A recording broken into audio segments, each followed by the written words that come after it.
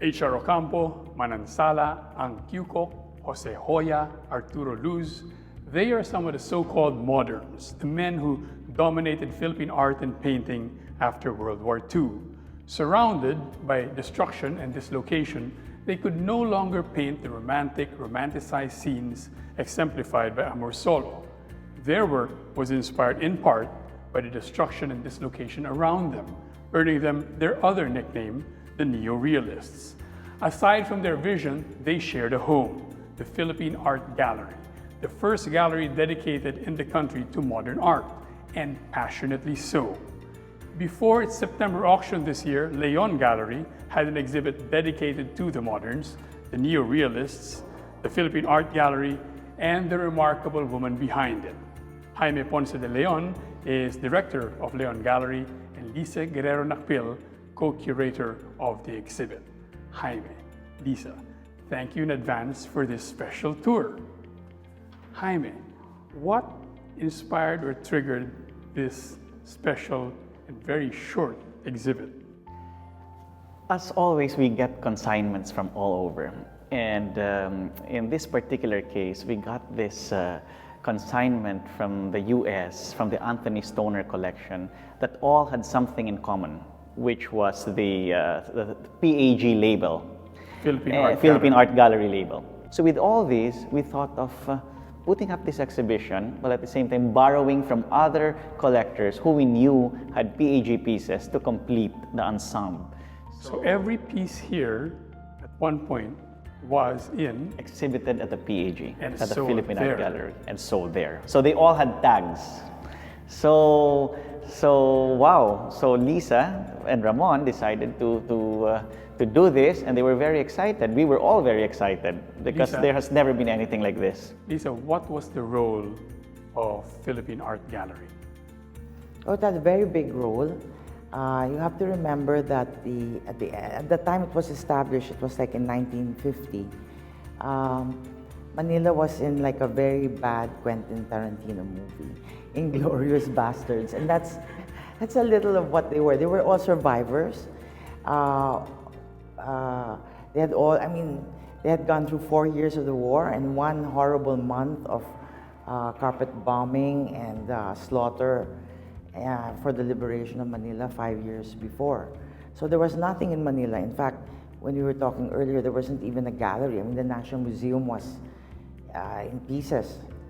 And until then, or until that point, people like, or artists such as Amor Solo were the top artists of the country, painting those very romanticized scenes we remember, right?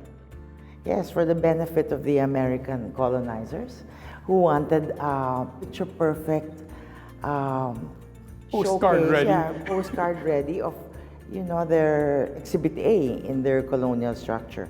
And the men and women that we see exhibited here had a different vision. It was forced on them by the war. They were the revolutionaries. They were the unpopular ones. Nobody bought this type of thing after the war. And as I mentioned, this PAG, Philippine Art Gallery, was the first gallery dedicated exclusively to moderns. What kind of reception did they get, especially initially? Mixed, to say the least. But you see, they had many allies. Most of them worked in the newspapers, which was who were putting them on the cover of the magazines and in the newspapers. It was the equivalent of having a Instagram account with the Kardashians pushing it every week to millions of, at the time, Manila Times circulation was 1 million or more, 1.5 million. But it was really hard that time because everybody was into Amor Solos. Like if you had money in the 1950s, you'd collect Amor Solo and not buy these things. And the people who pass through Philippine Art Gallery make up most of the slots among the national artists for visual arts. Absolutely, correct. How many of them? Oh, there are about 8 of them.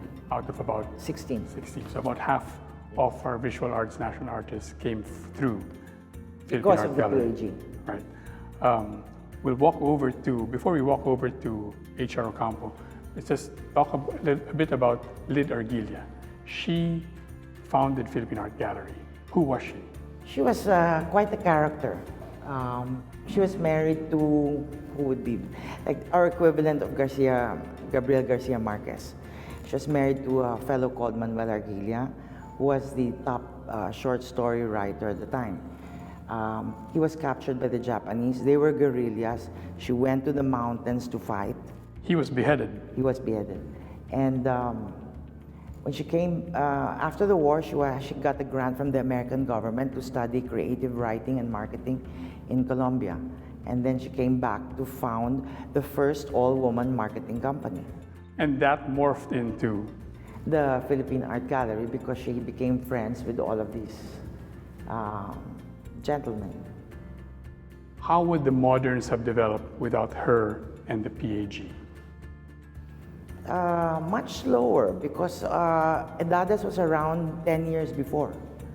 And he was a voice crying out in the wilderness, let's say.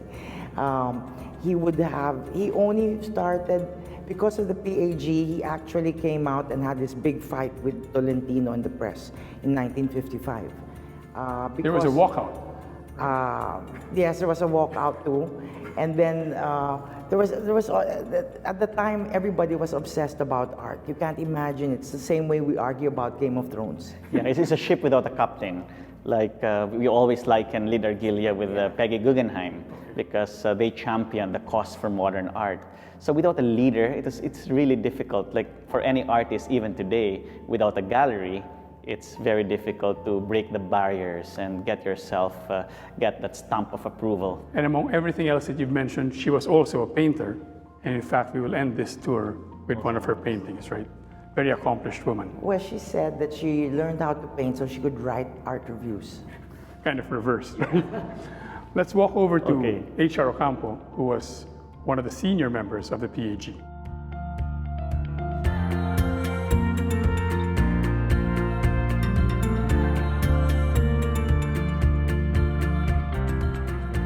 Lisa, you mentioned Quentin Tarantino, and that is a Quentin Tarantino scene there by H.R. Ocampo. What's that painting about? Well, Ramon Villegas, who was our co-curator, had this marvelous story about Ocampo being a shoe shine boy at the Maypaho Cabaret. So he had a very colorful life. And after the war, he was painting Manila's, the death and destruction. This is the ruins of Intramural. That's the title, Ruins of Intramuros. Yeah, so you can imagine it's one of the many churches that were in Intramuros that were completely leveled. So you can see the outlines of maybe the spires and the pillars Of the churches. of the churches.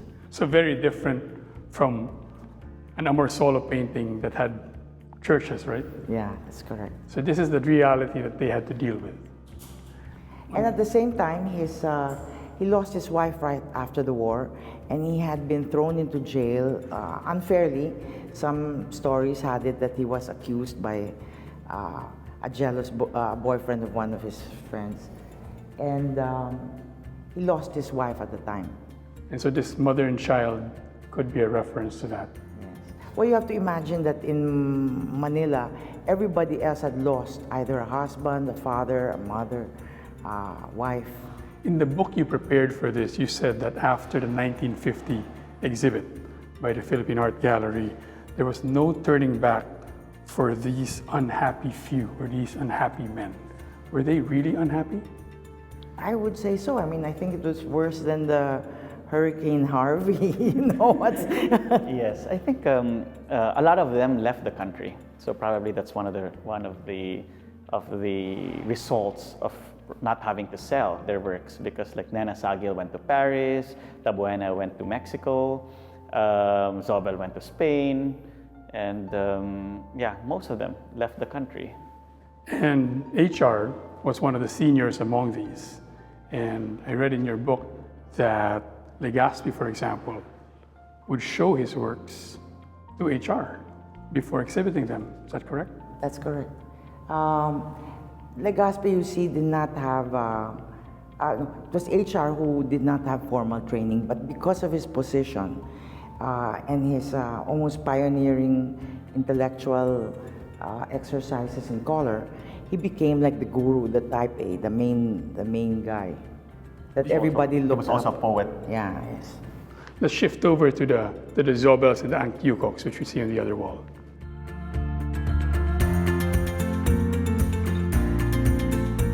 So over here, we have 4 Zobels and 1 Ankyukok. And it's worth pointing out that we have the prices of that Zobel and that Ankyukok, which we saw in the early ones. How much are those? 150 and 250 respectively. Back in the 1950s. 1950. So they would have been good buys, I guess. Absolutely. Probably the best investments the present owners ever had. So let's talk about the Zobels first. The first one is called Siga Siga. It's a cigarette vendor. Lisa, Zobel, of course, did not grow up among the middle class or even the lower classes in this country. How did he get to paint these kinds of scenes? The cigarette boys were everywhere. You know, they were literally on Rojas Boulevard, all over Malate. Well into the 1980s, they were quite omnipresent. And Zobel actually didn't even, I don't think he was even here during the war. He had just come back in 1952 from Harvard, where he immersed himself deliberately into the Filipino experience. So he made a conscious effort to study his country. Yes, and this series of works are actually all have Tagalog titles, as compared to the later works that have English or even Spanish titles. And this cigarette vendor is called Siga Siga. Why do you think that is? But there's like a double meaning, because Siga means, you know, tough guy, but Pasiga Siga means like pretending to be a tough guy. And I guess to grow up in Manila's mean streets after the war, you would have to be Siga Siga. You pointed out something about his hands and his feet. Oversized, I think, to emphasize the fact that this fellow was very skinny, malnourished. And then, you know, behind him you'll see the traditional wall with the bubog. Remember the bubog of glass? The green glass on top. You don't see that much Not anymore, you know. Beside that, you have this very charming Caritela photo, and then you have snappers. And finally, you have, A Saita. what is that? Here, basically, you see the evolution of Zobel from the figurative phase and into the beginning of the abstraction of Zobel. For collectors, a Saita would be what would be the holy grail for a Fernando Zobel. He did very few of it, and this was also his last exhibition in the Philippines, no? In the PAG, which had this particular phase of his output. And he made those paintings not using brushes, Lisa. Yeah. What did he use there? Surgical needles. That was his idea to get close to what they call the Mark Rothko luminism. But Syringes. as Jaime said, you would see the progression of Zobel, and all of that took place at the PAG.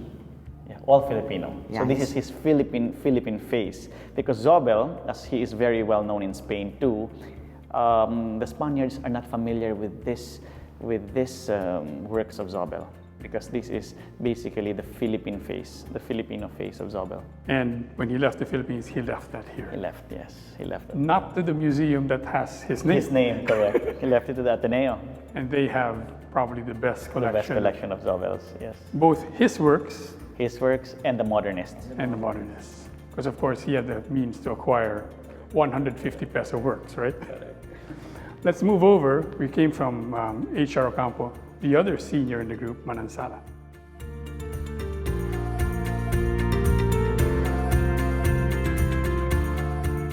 So here we are now with the other senior member of the moderns, the neorealists, Manansala. This painting, Pink Carabao, why is it an outstanding painting from him? Well, it captured the mood of the times, which was to go for to create a Filipino iconography, to paint about Filipino scenes without making it look romantic or idealized. So this is a very charming work because it's got these three massive, majestic carabaos, which for Manansala was an idiom for the Filipino worker. And then a very vulnerable pink calf. This is in the 1950s. Ramon Magsaysay was president. He also talked a lot about the Carabao and brought it up in the world, didn't he? Yeah, that's right, that's right, that's right. Now, when you showed this at the launch of this exhibit, I think, Jaime, you told me this got a lot of attention. Why is that? A lot of collectors found this piece among the most important works of Manansala. Not only does it come from one of the major collectors of Manansala, who was Alice Coseteng then, but also stylistically it had something to do with the very epitome of who Manansala was, And especially then. This is one of his more early works when he used to paint mostly Manila scenes. Is that right, Lisa? That's right, because then he was working in Manila. He was one of the art directors, illustrators for the Manila Times, I think, yeah. And so this would have been unique for that period. This other work, Still Life in Red, was famous as well, Jaime. Yes. This was a time when he painted this painting. He just came from his French sojourn, and he was largely influenced by the Gauguins. You would see Cézannes in the museums, and you will see the influence of the Impressionists. And this got a lot of regard, and this was exhibited in New York and in Paris also. Yeah, so we still have the photographs of this painting in the walls in the New York exhibition. And before we move over to the other end of the room, let's talk a bit about Malang. He was not an unhappy man, was he, Lisa? Oh, he was a professional humorist. He made his career painting Manila policemen and jailbirds. In a funny way. Always in a funny way. And I think I read in your book that the Manila police even tried to sue him yeah, for libel. for making them look ridiculous. And he was the favorite of PAG. They had a whole section devoted to cartoonists called the Bug House. And in December, it was traditionally the time for Malang to exhibit his works because they were very light-hearted, humorous, just the sort of thing you want to buy at Christmas. What was his talent when he would look at a scene? Well, he could bring a smile to anyone's face, no matter what kind of day they had. And you see that here, this is a Barong Barong. He had a whole Barong Barong series later on, right? But the colors. Well, his companions in the newspapers said that the paintings were as if they were like stage sets for a slum musical. That was his talent.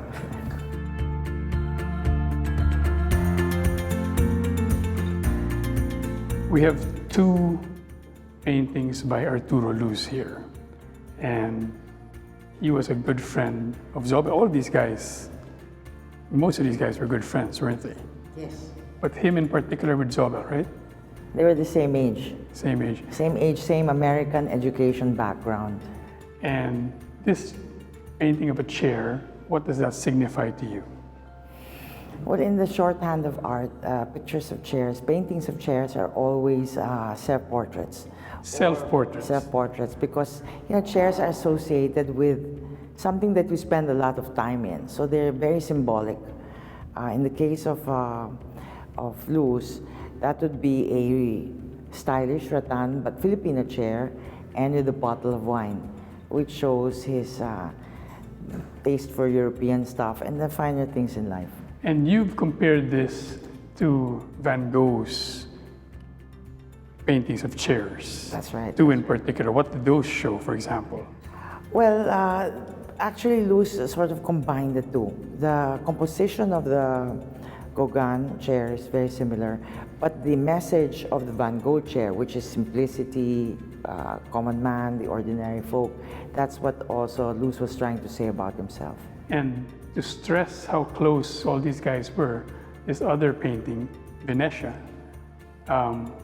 do I remember correctly, Zobel had a hand in that getting sold? Okay, well, this collection came from Schneidman. Schneidman, yes, Schneidman exhibited alongside Zobel. She was a sculptor? She was a sculptor, and we see pictures during the exhibition and the presence of all the artists. And this is how the Mrs. Schneidman got these paintings, which was in an exhibition. And of course, they would egg each other and acquire each other's work, considering that at the time it was difficult to buy work. I mean, to sell work. So they practically were patrons of themselves, also. Zobel being the biggest patron Of course, all. absolutely. If Arturo Luz was a good friend of his, Zobel, on the other hand, took under his wing another painter, Lee Aguinaldo. What was their commonality? Well, they were both from commercial dynasties. Lee Aguinaldo's father was the founder of the Aguinaldo's department store. Our Pearl parents Farm. would, well, we still know that, but our parents would definitely know that.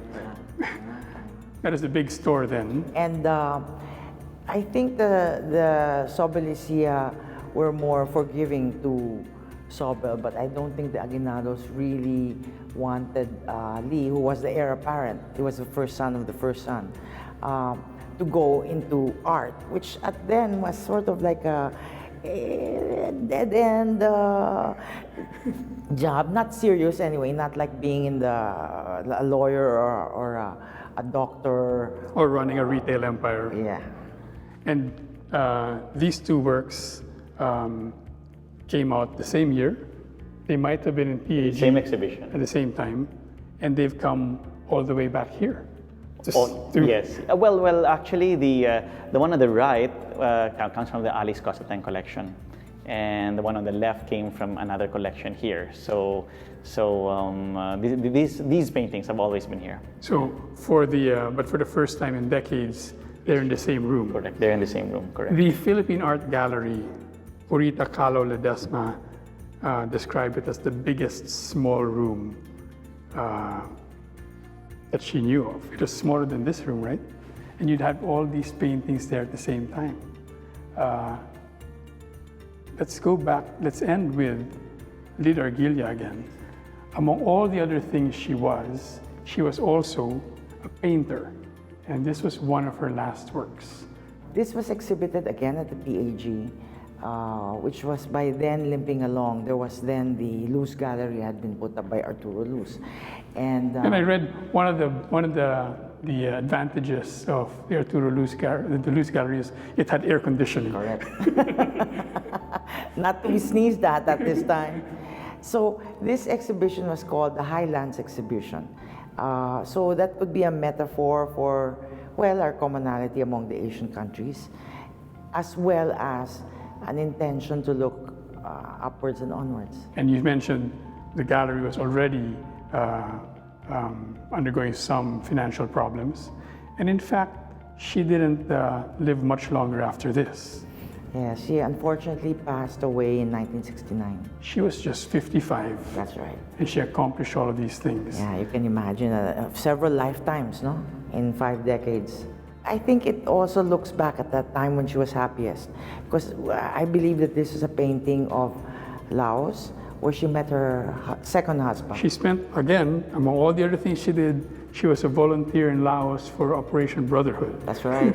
And so she met her second husband there. Yeah, a script writer called Pierre Salas. After that, she reinvented herself once again and became a cultural attaché, actually, in Geneva. So onward and upward again. Lisa, Jaime, thank you very much for this tour.